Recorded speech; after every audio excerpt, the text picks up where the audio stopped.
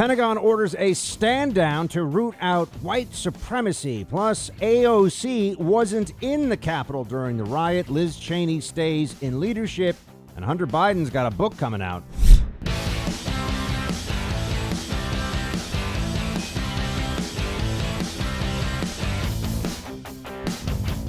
The purge is underway, as you know. In fact, it's gaining steam. And they'll tell you that it is for the worst elements of our society. They'll tell you that it's about getting rid of white supremacists, domestic terrorists, awful, violent people, insurrectionists. But when you listen to the actual language they use, it's much broader than that. It's really an attempt to try to smear anyone who is right of center, if they voted for Trump, if they were a part of any of the pro-Trump rallies, particularly after the election. They must be evil. And our institutions have to be cleansed of this. And cleansing is obviously a term that should put the hair on their arms standing up. That's not something that we should be thinking of when we're talking about government bodies, and especially when you're looking at the military. But this is now the plain language of the Democrat Party today. You've got Joe Biden, for example, who's out there talking about white supremacy as an enemy that we must combat. And I would just say, as we look at this, we need to remember that this is a group of people. When you're talking about actual white supremacists, it's a group of people who are marginalized and maligned all throughout society, including on the right, and rightly so.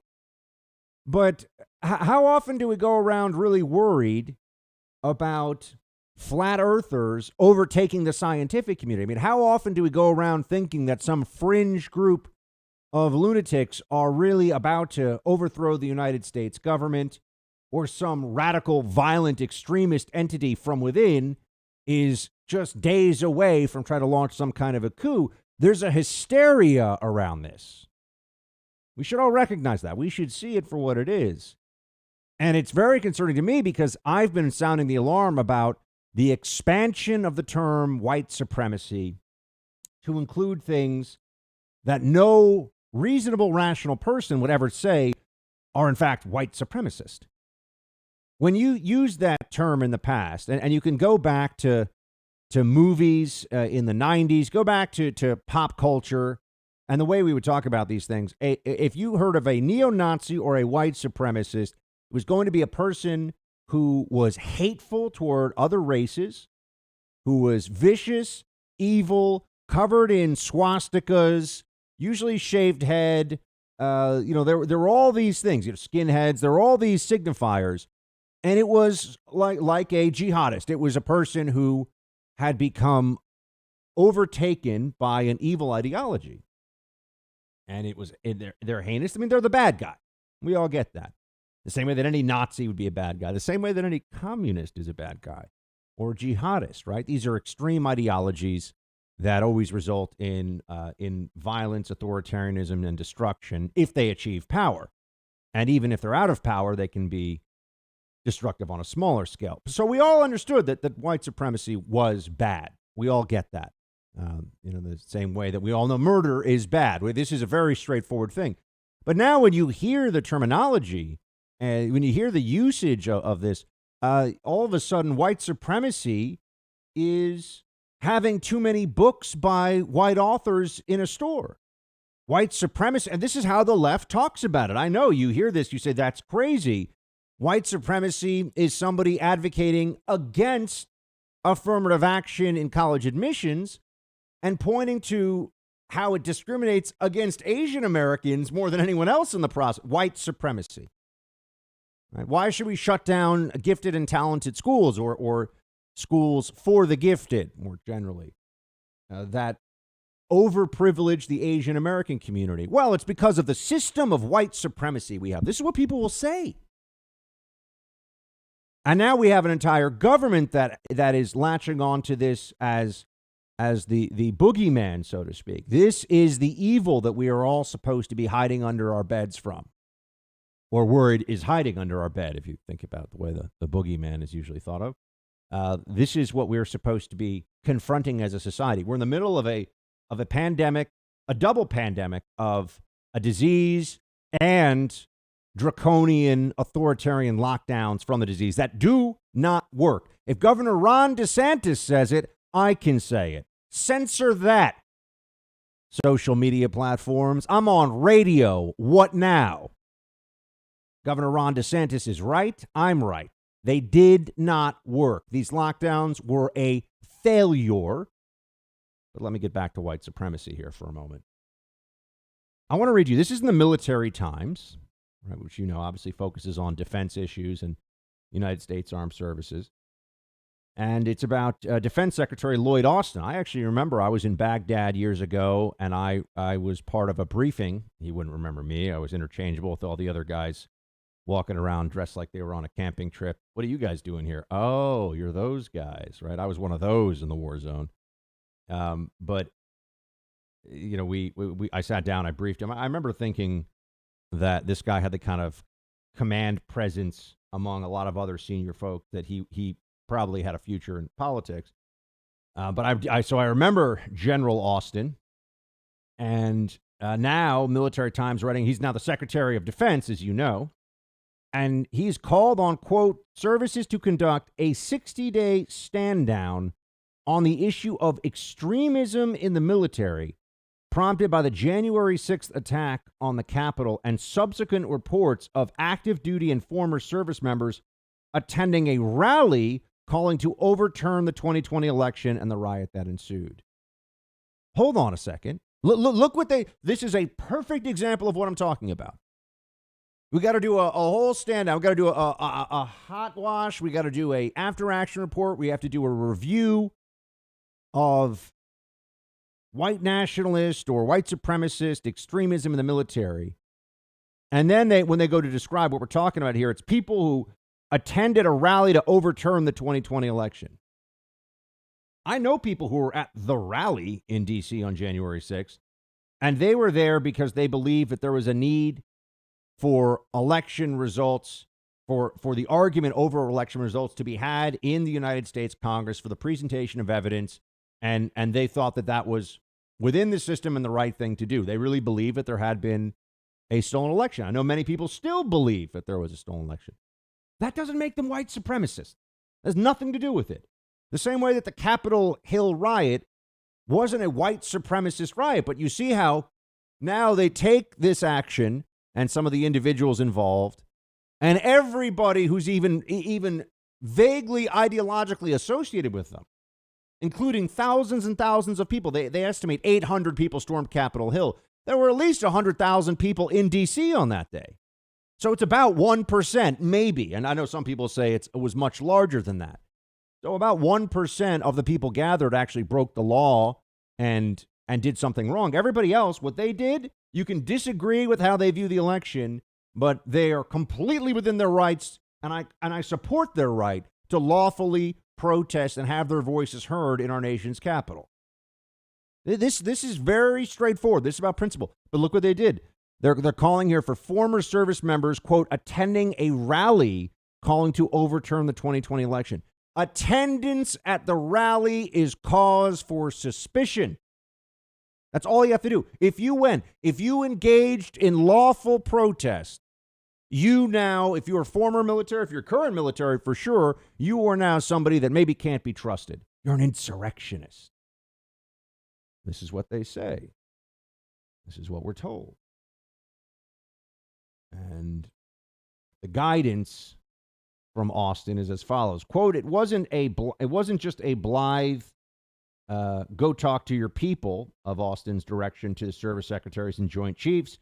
He was very clear he wants commands to take the necessary time to speak with troops about the scope of this problem and get a sense from them about what they're seeing at their level.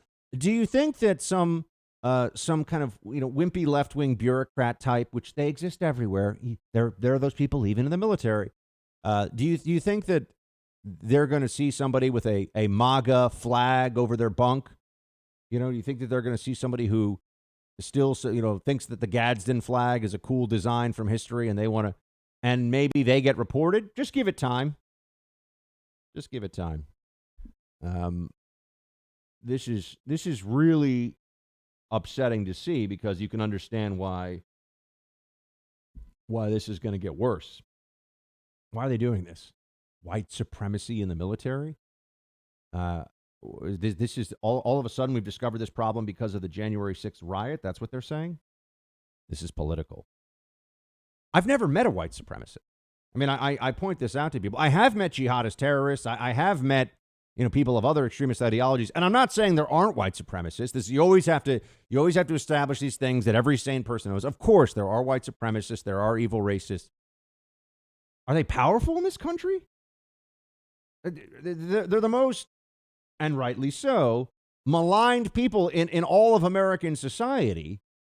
I mean, you won't be able to get a job, to rent or buy a home, to be on the internet. I mean, you're a target for everybody. You're a white supremacist, an actual white supremacist in the real sense of the term. But that's not what this is about. We've already got that problem is contained and controlled. They're losers. They're trying to expand the concept of white supremacy to include people who attend, and I'm reading you from this article, attended the rally on January 6th. Didn't break any laws, didn't go into the Capitol, but if you attended the rally, you're a suspect. This is what authoritarian regimes do. They have to cleanse wrongthink from within major institutions like the military and like the federal bureaucracy. Military Times' own polling, quote, has shown that anecdotally, that sounds really official, more than 1/3 of active duty troops and more than half of minority service members have witnessed signs of white supremacy in their colleagues. Further, survey respondents ranked white nationalism as a bigger national security threat than domestic terrorist groups affiliated with Islam, for instance. The events of January 6th served as a wake-up call. It's amazing to see this. I mean, you're telling me that, let's be very clear, because of this ideology of wokeness, actually, that's out there, that sees wokeness means white supremacy is all around us and it's everywhere, and we have to constantly combat it. They've created this omnipresent white supremacy. As a result of that, you have service members here saying they've, quote, witnessed signs of white supremacy. Half of minority service members say they've seen that. Really? Like what? Where? What counts as that? And I really mean that. I'd like to know. Is it who gets promoted and who doesn't? Is that the kind of white supremacy we're talking about? Because remember how the definition's expanded? Or is it somebody who actually, is a member of some kind of white power society and has a swastika tattoo on his knuckles? Which one is it? Because there's a whole lot of difference between those two things. But you see, this is a power move, and the chilling effect on conservatism on the right in general, from pretending there's this huge threat of white supremacy that's everywhere, it's even in our military. This is a hysterical lie, but it's a very potent one if you want to keep people fearful and if you want to make sure that you can get away with whatever mechanisms of control you decide to deploy. This is happening within our own military, and it's happening from the top down, from the Secretary of Defense.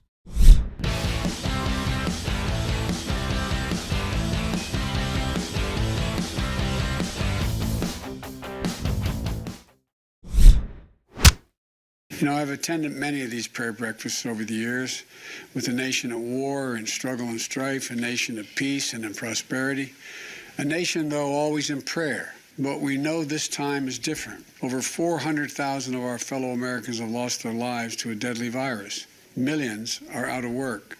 We see long lines for food at food banks that stretch for miles. We hear the call for racial justice, some 400 years in the making. And we know the dream, and more importantly, the reality of justice for all cannot be deferred any longer. We see the existential threat of climate crisis that poses to our planet and everywhere we turn, with more severe floods, stronger hurricanes, more intense wildfires. We just have to open our eyes. We've just witnessed images that we've never imagined Images that now we'll never forget. A violent assault on the U.S. Capitol, on our assault on our democracy, on our Capitol. A violent attack that threatens lives and took lives. We know now we must confront and defeat political extremism, white supremacy, and domestic terrorism. White supremacy and domestic terrorism. This is Joe Biden at a prayer breakfast. This is the urgent national security threat, defeating white supremacy and domestic terrorism. Okay. What does that look like? Where is this threat? Just show me. Where are all these white supremacists? I asked the question. I never get an answer. Where are they?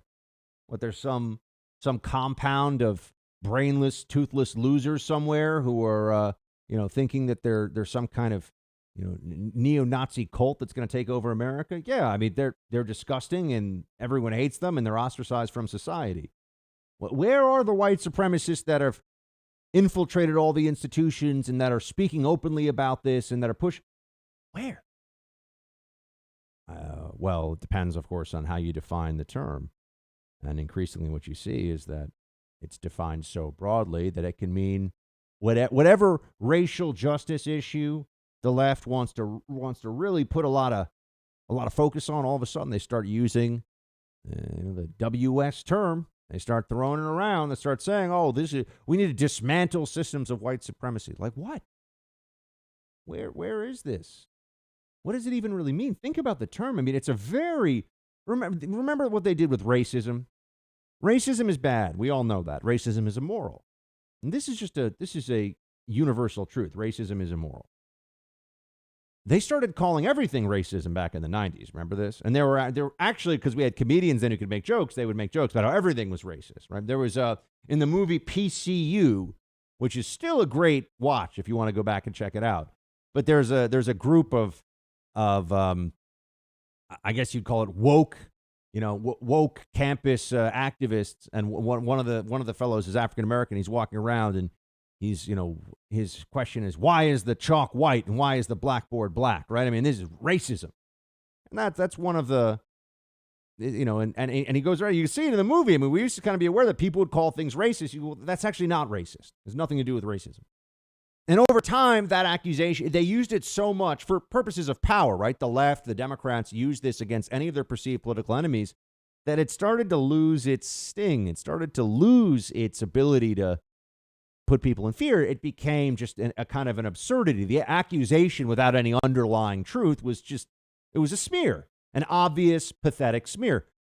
So what they do now, they've gone to white supremacy. Oh, that's even scarier. That conjures up, neo-Nazis doing violence to people based on skin color. We have to fight them right away, and we should. But that's not what they're referring to. They're not referring to the character, in American History X. They're referring to college admissions that don't have a woke enough philosophy of who gets to go to the school. Well, that seems like quite an important change in terminology, isn't it?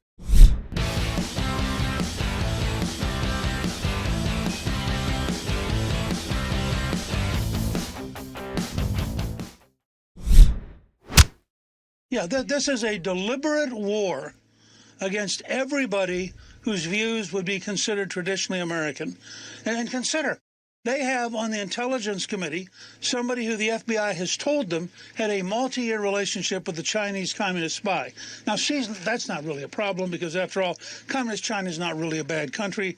But you go down this stuff and you begin to realize these people operate in a different universe. What happened, I think, was that Trump scared them. For the first time, they saw all of their dreams, all of their hopes disappearing, and their reaction has been one of ferocity, which I find frightening. I mean, I worry for anybody who's openly, publicly in favor of traditional America, because you just don't know what the left is going to do. They're going to attack you. They're going to make you suffer. They're going to try to ruin you, try to destroy you. I mean, Newt Gingrich sees it. It is now clear that there are obvious truths that you speak at your peril, whole range of issues, and the left doesn't even really bother to make arguments anymore. Their arguments in the past were weak, but they figured if they yelled them enough and if they controlled enough institutions, they'd be able to get what they want, even if logic, facts, reason, and everything else wasn't on their side. Like that's the way that the game used to be played. Now they're just saying, do this because we say so. They're not even really telling you why you should do the thing. And I think that the left has found in the COVID lockdown specifically the perfect vessel for their dream of total societal control. They also have this with climate change, but climate change, as much as they try to force the urgency of the climate crisis and it's existential, as much as they try to convince everybody of that, well-adjusted, normal people are like, even if they believe in climate change, they go, I mean, come on, the world's not going to end tomorrow. Let's catch our breath here. It's not going to end in 5 years. It's not going to end in 50. And if it ends in 500 years, how much do I really care? I mean, that's kind of where a lot of people are on this one. How do I even know? Who will even know what 500 years from now is going to be like? But with COVID, because we have had a lot of older people who have died from this respiratory virus, they were able to get the crisis and the panic and the anxiety at a level where they could begin to remake society. I mean, they could tell you how you can breathe. That's now all a part of this too. And I've been walking you through because I know what they're going to do. You know, they have to cover up now. We saw something. We said, hold on a second. Fauci says 2 masks are better than 1. And then Osterholm says, actually, 2 masks are worse than 1. And then Fauci says there's no data to support wearing 2 masks. And then people say, well, hold on a second. If 2 masks isn't better than 1, why? That makes me think that maybe we got to look at this more. And can we even have a discussion about this? So then Fauci has to change it up again to say, well, the CDC may soon tell people 2 masks are better than 1. We got to get the data. And let me tell you, they're going to come up with some bullcrap anecdotal study about, you know, someone says that they were doing 2 and someone else said 1. It's not going to be an actual scientific study at all. And then all of a sudden they'll make its way onto the CDC website. And then the CDC, we all have to listen to. Has the CDC saved a lot of us?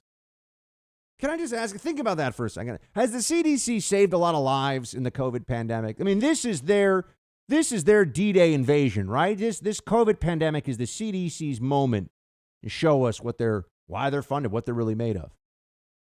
You know what they've done? They messed up testing in the earliest days when it was absolutely essential to figure out what we were really dealing with. They completely botched testing.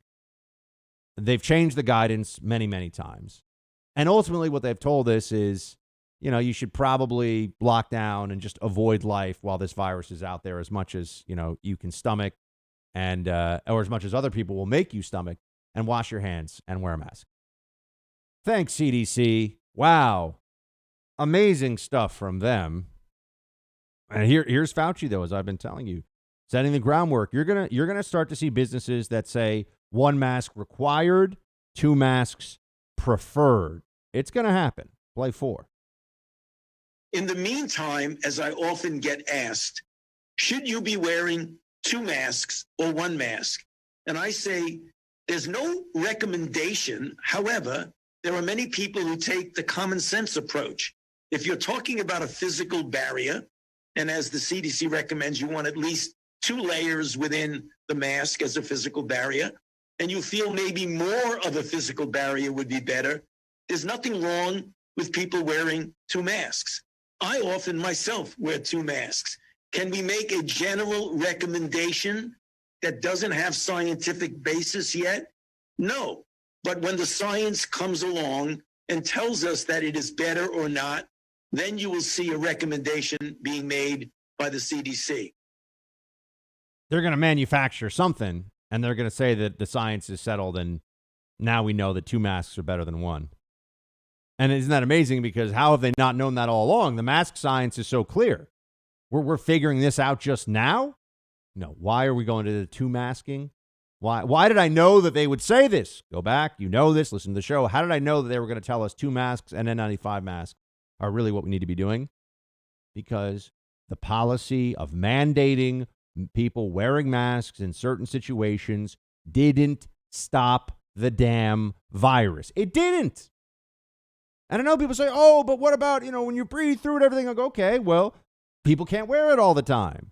And so there's a lot of spread that's going on all the time anyway. And if you get the virus on Wednesday but didn't get it on Tuesday, and that plays out across the whole country, what difference does it really make? But, people are incapable of actually thinking this through for themselves. And going back to my initial premise here about traditional values, being able to speak about these things, it is essential that we actually have a public debate about masks. I would love, give me any blue check, MD, PhD. Oh, I'm Dr. So-and-so, and I go on MSNBC, and I know. Love to have a debate. And I'm just some guy who sits around, does a radio show, writes some stuff. Used to work for the government, used to be a little government stooge. And, I would love to have the debate with them because I could just use reason and logic and annihilate the stupid crap that they say. Like it's all so obvious that we should all be wearing masks. It was so obvious that the person who's now the biggest mask advocate 12 months ago was saying, come on, it doesn't really do anything. That's what Fauci was saying. We all know it. Now, what exactly is different? They'll say, oh, we didn't know about this. No. That's all just blah, blah, blah, blah, blah. That's all nonsense. But they won't deal with the reality here, which is that you had a panic and you had people in positions of power and you had government authorities that people were looking to save them. And they had to tell you something. And they had to tell you something that even if it didn't stop it, then the answer would be, well, you didn't do enough of the thing I told you. It's your fault. That's where we are. And so I believe that dissent on a matter of national importance, health policy like this, that is a traditional American value. We should be able to have this conversation. We can't. Shouldn't I be scared? Shouldn't I be concerned about the prospect of being exposed on this issue? Yeah. Have one of those blue check doctors, have a debate, go on TV live. And it could be me, it could be Alex Berenson, it could be any number of people that look at this issue critically and explain to me how the science tells you that it's essential that you have that mask pulled up all the time on an airplane with 150 people on it sitting side by side, which is what we do now. Remember how we're going to have a separation? That all fell apart. Now airlines need to make money, so you sit side by side. And then people sit there, and I'd say for at least half the flight are breathing in open air with their mask down because they're drinking, they're eating, they're doing other things. People have the mask fall down below their nose. The nose is actually a major area for the spread of the expulsion of the virus. So yeah, explain the science to me of how that's. Oh, but it limits it. It limits it. I mean, how much? How much? If you're on a plane for 4 hours and everyone's breathing the air, and open, how much better is it with the mask on for 30% than with the rest? I mean, when you get infected, you're infected. It doesn't matter how much exposure you had. It doesn't matter, how long the exposure was. You're infected. But they don't really think about it. So we can't even have a normal conversation about that. We can't have a normal conversation with the left about males playing female sports. The ACLU put out a statement yesterday that said there's no advantage of men over women in sport. No advantage. And this is shown because there are women who can still compete against some of the men. How many videos do we have to see of some 6'4" guy who weighs 230 pounds who's playing women's field hockey and is all of a sudden the national champion and the best in the world before we go, no, I think there's an advantage. I think there's an advantage. Every guy listening to this knows if you were a mediocre high school male athlete, a mediocre one, which is how at best I think how I describe my own athletic exploits, you would have been probably a 2 or 3 sport All-American in NCAA women's sport. This is the truth. I mean, if you want an example of this, you have to have a certain level of proficiency, but the men's 14-year-old national soccer team beats the best female professional soccer teams in the world. They're 14 and beating the best women in the world. I mean, there's no debate about this. But you see, that statement's even more true than I meant it to be. They don't allow you to have the debate about this because the facts are not in debate. It's really a question of power, and they have the power to silence you and make you believe things and say things that are not true.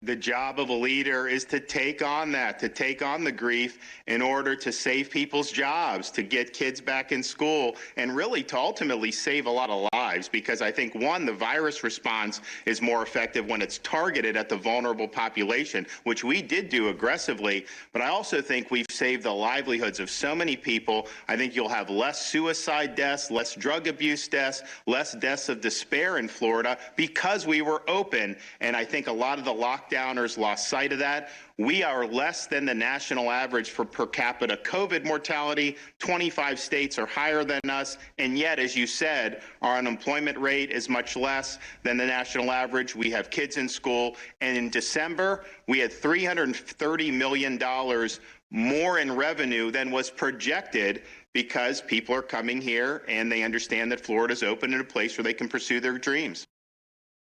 Ron DeSantis, the only political hero of the entire COVID pandemic, really. The only person who has been getting it done despite all the critics, despite all the pressure. And I know I talk about him a lot now. It sounds like I'm a member of the Ron DeSantis, maybe the captain of the Ron DeSantis fan club these days. But look, I don't know Ron. I never met him, never talked to him. It's not about anything other than result. And you look at the results of his state, maybe we could have had many other places with much better results if we were allowed to have the conversation. But to my earlier point, we're not even given the freedom to make our case anymore. I mean, what social media companies have done about lockdowns and mask wearing is disgusting. They're a bunch of little petty moron totalitarians. And remember, it's not the people who, the people that are all about this. They're not the ones that are, that founded the company usually. They're not the ones that are coming up with really complicated algorithms. They're outsourcing a lot of that stuff to other people or people on H-1B visas. The little totalitarians that work in these social media companies, they are working in like the government relations office. They're working in PR and marketing and sales and the soft sciences parts of these companies. They're the ones that are it's the English lit majors who work at Facebook and Google doing whatever they do there. They're the ones that want you to be shut up. They're the ones that want you to be unable to actually have a conversation. So remember that. And that there are real downsides to this. I mean, today you had the mayor of Chicago, Lori Lightfoot, who was basically pleading with the teachers' unions, like, you're being unreasonable. This is not right. You're making kids suffer. You're supposed to go back to school now. Think of all the people in Chicago who are going and doing their jobs. They're exposed to COVID. They have family members who are older and at risk, or maybe they themselves are older and at risk, but they're still living life. There's no risk-free society, and a society that promises you that it's risk-free is a nightmare. It is, by definition, totalitarian. It erases all freedom. If it's going to make you truly free, it will make all of your choices for you. And there are a lot of people, and I think it's just deep in their brains, that's what they want. That's what they prefer. They would rather be told what to do all the time. They'd rather be told how they can live their lives. By the way, I mentioned before the debates over men and women's sports. Here's Rand Paul talking to the Education Secretary nominee, Dr. Miguel Cardona, about boys playing girls' sports in high school. Play 16. So you don't have a problem then with boys running in the girls' track meet, swimming meets, name it. You're okay then with boys competing with girls? Respectfully, Senator, I think I answered the question. I believe schools should offer the opportunity for students to engage in extracurricular activities, even if they're transgender. I think that's their right. All right. Well, a lot of us think that that's bizarre, not very fair. Yeah. It isn't fair. It isn't. But now the left has gone beyond philosophical fallacy, and they want you to not accept what is true in the actual physical world. Right? This isn't that they just have bad ideas that are illogical and self-contradictory, although that's certainly very true of the left as well. Now it's that guy who is 6'3" and 250 pounds. He's not necessarily going to be stronger than all the females of his same age. No, that there might, there's no real advantage there. Well, then why break up male and female sports in general? What's the point? Does anyone on the left want to try to answer that? Why do we have a men's and women's teams? What's the point of it? Because, it's fine. There's no biological advantage. We all know this is a lie, but they insist that you accept their lie. Why? It's about a lot more than just transgender rights or transgender sports or anything like that. It's about bend the knee or else. Bend the knee on something that you know is a total fallacy. Once you've done it this time, they can get you to do it other times.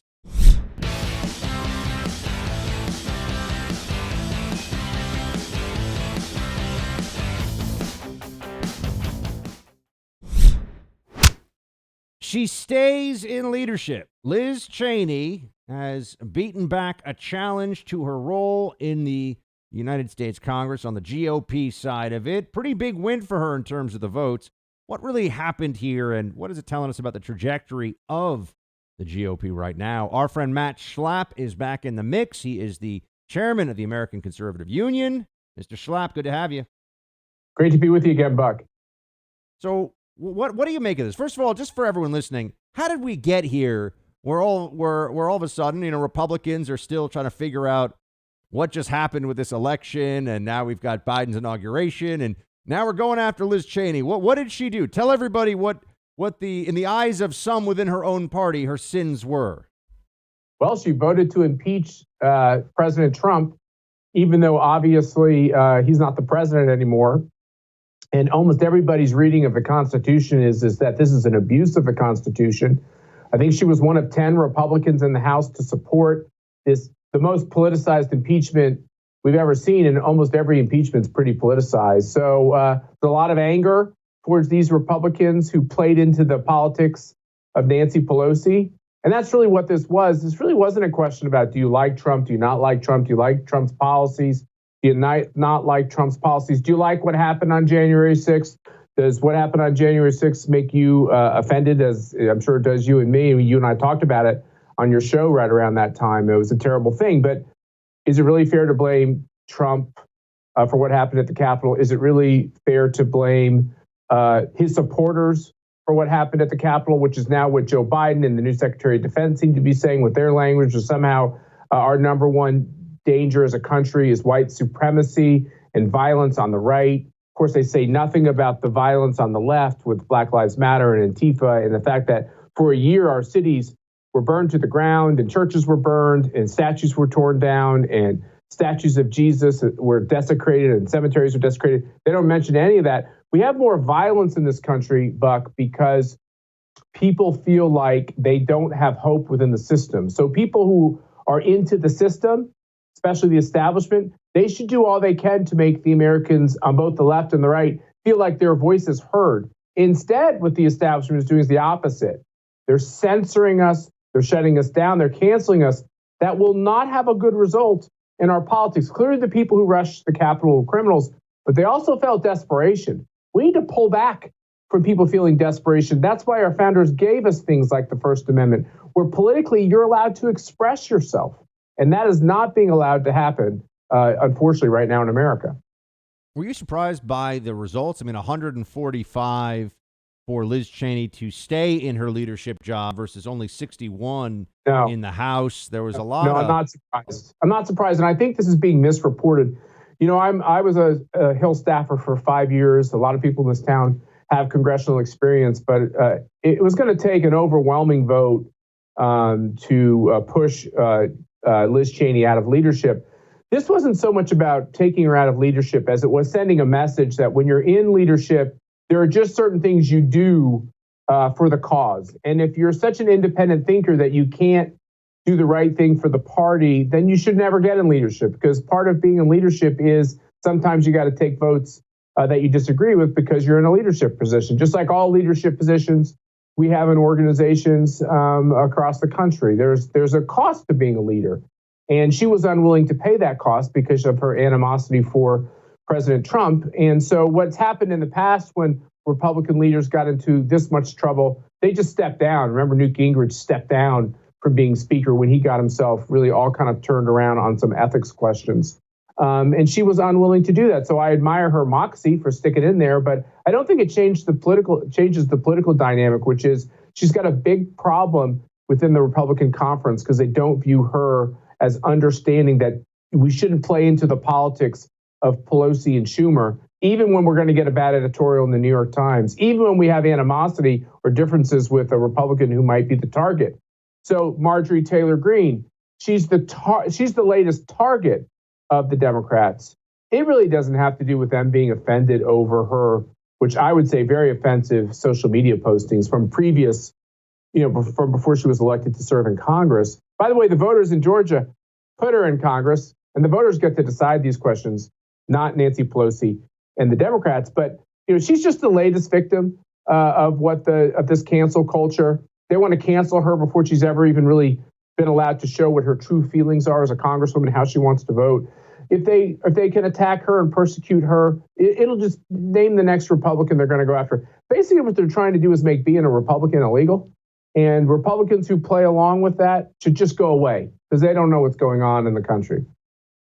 We're speaking to Matt. We're speaking to Matt Schlapp. He's the chairman of the American Conservative Union. And Matt Gaetz was leading the effort to get rid of Liz Cheney. Do you think that they're going to let bygones be bygones now, Matt? Or is there still this struggle that we should expect to play out within GOP congressional ranks for who's really the future of the GOP in terms of policy, but also in terms of leadership? Well, we have Joe Biden saying we need to unify the country. Well, he's pursuing it. His party is pursuing impeachment, saying that we have to go after all these white nationalists, which sounds strangely like he just wants to go after conservatives and MAGA people. It really doesn't have much to do with race at all. And now you have these strange calls for unity within the Republican ranks. To me, I'm not very interested in unity. I'm interested in having a civil debate on what we should agree with and what we shouldn't agree with. I don't want just like a vanilla Republican Party that has no disagreements. I'm plenty fine with lots of Republican disagreements. I just want to make sure that they remember that the political enemy are the socialists. And this is the socialism that the Democrats have grabbed up, embraced. So this question about Liz Cheney and her future, I think is a very open question. And if she believes that the right thing to do is kind of divorce MAGA from this coalition, as I call it, it's not so much a Republican Party as it is a coalition. The conservatives are the most important part of that coalition. If she thinks it's important to divorce MAGA from that coalition, I will fight her on that politically. I like and respect her. We've been friends a long time. I disagree with her impeachment vote. I disagree with this idea that somehow Trump has been a cancer on the Republican Party. I think he's added millions of new voters. I've obviously been a strong supporter of his. I will continue to be for him and for his policies. And I think we ought to have that debate. And so it becomes a little public at time. That's okay. We're big boys and girls, and we're going to have it at CPAC anyway. So buckle up. So tell me this. Let's look at the other side for a second. Jack Posobiec over at One America News got this one going. He pointed out that AOC, who's really made a spectacle of herself recently, Alexandra Ocasio-Cortez, she was claiming that Ted Cruz almost had her killed. I mean, I saw that tweet as if, Ted Cruz was ordering a hitman to find her. She's been doing, teary-eyed videos from home about how she was terrified she was going to die. And now Jack looked at and Capitol Hill very well. She looked at a map, and she was, about an 8 to 10 minute walk from the actual Capitol when all this happened. What do you make of this? Well, they're trying to make it sound like it was almost an attack on the Nats Stadium, which is not too far away from the Cannon House office building. Look, what happened at the Capitol is terrible, can't be excused, and I can understand why it was shocking to members of Congress, but this is where the language is purposefully politicized. Donald Trump didn't call for any violence that day. He called for the opposite. Anybody who accuses the president of calling for violence should show the words in the speech that he uttered that called for violence. Of course, the opposite is in the speech.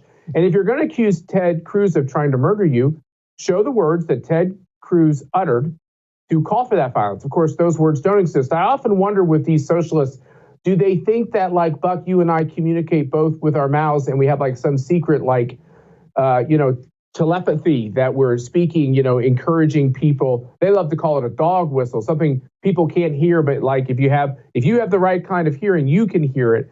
Somehow Josh Hawley and Ted Cruz and Donald Trump were speaking telepathically to their supporters to do bad things. This Manchurian candidate kind of nonsense.